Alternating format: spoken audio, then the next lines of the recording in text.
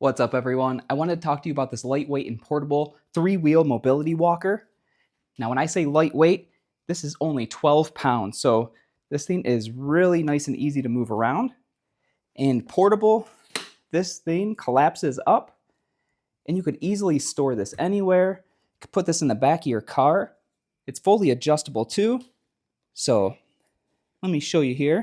You could actually take this off if you wanted to put this in your car, free up some more space. That's easily collapsible like this. You can adjust it to 5 different heights. Opens back up. Then you just pull this red security band here, and that locks it into place, and you're good to go. So this thing can hold up to 300 pounds as well. This is really sturdy. I really like the wheels on here. They roll nice and smooth. It does have brakes on here. 2 brakes, 1 for each hand. And they're really nice and easy to pull.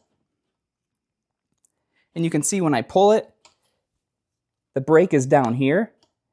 And it'll actually hit that right there, and it'll stop the wheel from moving. The handles on here are really nice as well. They fit really comfortable in the hand. And it has this little pad part here for your hand.